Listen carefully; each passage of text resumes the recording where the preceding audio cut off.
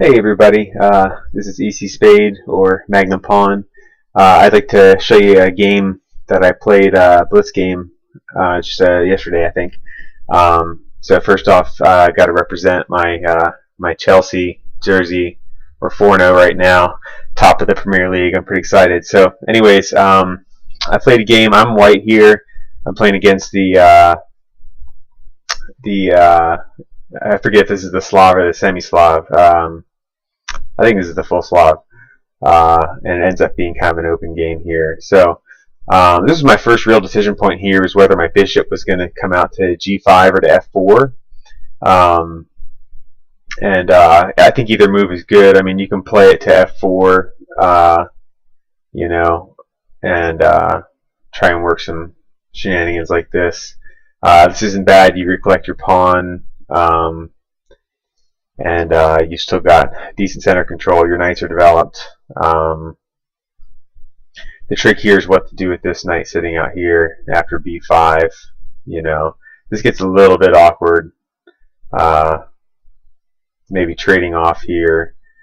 Leaves us both without center pawn control and that sort of thing, but it's not bad for either side. I prefer bishop to g5 here. I think it's a little bit more aggressive. And it keeps his knight from hopping into e4, which I don't like. I just think it's a little bit stronger. So he played bishop e7, real natural move, preparing to castle, developing his bishop, and freeing himself from that pin. I played e3 to protect my pawn here, and he castles, and I played knight to e5 here. Now I had some better options, maybe bishop d3. Could have been played here. The trick is when you're playing a queen's gambit opening is whether or not you're going to develop your king's bishop before there's resolution on c4. So you can see, like, if I made this move here, I kind of lose a tempo. I had to move that bishop twice to get it to c4. And so a lot of us that play queen's pawn and queen's gambit openings are kind of hesitant to develop our king's bishop early. We don't end up castling until usually like move 10 or so because of the lack of resolution on c4. And so that's one drawback to playing d4 in queen's pawn openings, is trying to decide whether or not you're going to develop that bishop and lose the tempo or not. Because it does kind of give up a piece of the advantage that you have as white of moving first. And you don't run into things like that when you play e4 as your opening. And so e4 is a bit more, a bit more aggressive and whatnot, but I digress. Okay, so he castles. I played knight to e5, knight bd7. So here already I'm thinking, like, I don't like where my knight is. I don't want to bring it back. I gave him an opportunity to freely develop his knight. And I didn't feel like I had a lot of good options besides just trading on d7 and proceeding from there. Bishop f4 would have been the only other good option. Let's do this as a variation here, and after takes, I get to retake my bishop instead of a pawn. I'm not a huge fan of the square this bishop is on at this point, but it's not a huge problem here. I mean, this is probably a likely line. We'll do something like this. E takes or c takes. At which point, I can play bishop d3. I can play here. I mean, there's lots of options there. If I had played bishop f4 when I got to this situation here, that probably would have been a little stronger than what than just capturing, which is what I did. There's nothing wrong with this capture. It's just I feel like at this point, if you take a, let me flip the board here and we'll take a look at it from black's perspective. If I was black looking at this, I would feel like I'm doing just fine. I don't like black to feel that way. When you're white, it's usually better to make sure black always feels uncomfortable. It's a bit cramped. It's a bit cramped here with the bishops here pinned up on e7 and d7. Kind of a closed pawn structure here. I mean, this does feel a little bit crippling sometimes. I mean, from black, I've been in positions similar to this, and you can see, even in situations like this, you start feeling like, man, I'm never gonna get out of this bind over here with these pawns. This pawn's just kind of being blocked the whole time. But you know, I mean, those kind of things happen. So, anyways, this in fact is what happened over the board. And he played his queen out to here. So he's pinning my knight, and I don't want to bring my rook over personally. I didn't like rook c1. I looked at this briefly, and I just kind of wasn't a fan of, you know, I was thinking this was likely, and I started feeling like I'd given up control of the queen side, which I didn't like, and I didn't have good options for controlling the king side. And so we were just kind of bound up in the center. This just felt really even to me, and I had to give up the open b file if I was going to play rook c1. I didn't want to do that, so I chose queen d3 instead. And I missed a tactic here, and my opponent did as well. If he plays bishop takes here after pawn takes there, the knight e4 hops in, and it forced both this bishop and this knight. So he's got 2 attacks on this knight. He's got 1 on this bishop. If I defend the bishop, he captures the knight. If I defend the knight, he captures the bishop. So bishop f4 is probably what's best here. At which point, you know, if he wants, he can just capture here. So what happened here was he ended up winning a pawn and then exchanging, and now I get this isolated c pawn. That's a mess. So this is no good for white. Those kind of tactics are kind of hard to see because the payoff isn't immediate. You know, a lot of times it's easier to see a move like that if you can immediately capture the piece. But in this case, since it requires another setup move before you really get the payoff, it's a bit harder to see those kind of moves. That's okay. So he didn't see it. He moved his king over to h8. I'm not a huge fan of this move, but it wasn't bad. You know, there's nothing wrong with giving your king a little bit more safety in that corner. It's a little bit safer over there. So. So bishop e2 that we have here, and I'm preparing to castle, which is going to break this pin, and I'd like to get my rook, this rook here, out to b1. So he played knight g8, and we exchanged bishops. And I'm looking at Houdini right now, and Houdini has this at 0.00. And the fourth line is negative 0.05. So this is just dead even, and that's how I assessed the situation as well. I looked at it and I just said, like, I don't like white's position a ton. Black still doesn't have a lot of mobility. This bishop sitting back here doesn't have a whole lot of options besides coming and swinging out this way. And I've got the diagonal. It's pretty strong anyway. So this is just kind of a position. I got to here and I was like, this game's not fun. And I like to have a little bit more fun in my games. What I ought to do is just switch to e4 and just start playing king's pawn openings and take a hit on my ratings for a while I learn it. But it's alright. d4 is kind of where I'm comfortable. So when I'm playing opponents that are rated at 100 points or lower than me, then a lot of times I'll play e4 and I'll play the quiet game or I don't really like Leroy Lopez a whole lot, but here we go. So knight g6, a developing move here, and rook to b1. So rook f to b1.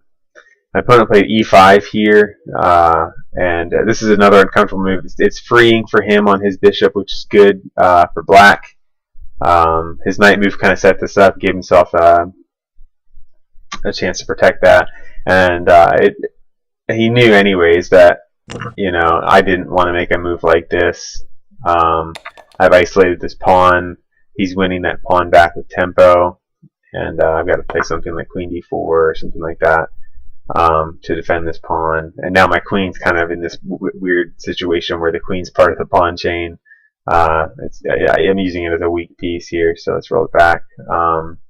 So it's kind of my job to just let the trade happen and to retake if he's going to do that. I was concerned a little bit with pawn take, or I'm sorry, pawn to e4 here next, but not enough to play f3, that's for sure. So I played h3. I didn't want to end up trading bishops over here if he was to, bring a pawn out. I was expecting at this point that f5 was likely followed by e4. And so I played e3 to kind of, I don't know, I guess to control a little bit more on the white squares on the king side.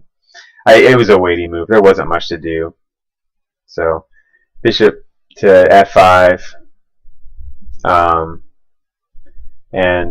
I chose to take the bishop and give him the knight. I felt like my queen side was tight enough with these rooks defending each other. It was nice to get him to a state where he was without bishop. So once he took the knight, I offered a queen trade here. Again, it's drawish, but I felt like the whole game was drawish, and I just wanted to get his queen out of my position here and see if I could make this bishop worth something. I noticed with his pawns down to the white squares here, if I can get my bishop tucked in and behind on the b7, maybe I can come in and start an attack. So he didn't like the trade there, and so I got more aggressive with trying to force the trade. I would have taken a draw at this point if we had repeated positions. I was just going to track his queen all over the place to try and see if we can create a draw if he was going to try and keep it on the queen side. So he went ahead and traded here. So at this point I felt a lot better about my game. Bishop to b7 is a great move that I made much later than I should have. And I considered a lot. I lost some time here in the situation. This was a blitz game. I think it was 5-5, so it was 5 minutes with a 5-second increment. And so it was a pretty fast blitz game. And I played a lot more blitz than I should. I don't like it, but sometimes I don't like being bound to a game for an hour, or even just for a half hour on a side, to play something that's somewhat closer to standard. And so I played blitz more just to kind of work on openings and work on fast tactics, awareness, and things like that. My preferred game right now, I play a lot of correspondence, and so I get to spend, at any point given my work day, maybe I'll take a 10-minute break and just kind of look over 2 games and kind of see what's going on. And so I play a lot of tournaments on chess.com and correspondence, and I do quite well over there. So anyways, we do the queen trade over here. The pawn trade happens. That was inevitable. And the knight hops in. Now at this point, obviously, knight to e2 needs to be taken into account, which forks king and pawn over here.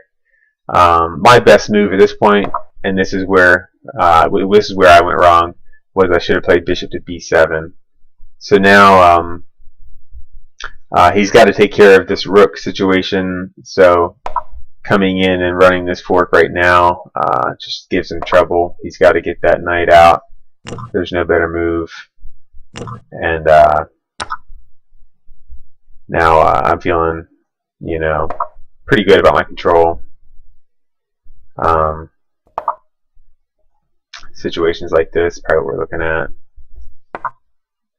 He's going to have a hard time kind of defending all the threats. So white's a lot better here. So that would have been good if I played bishop to b7 when I should have.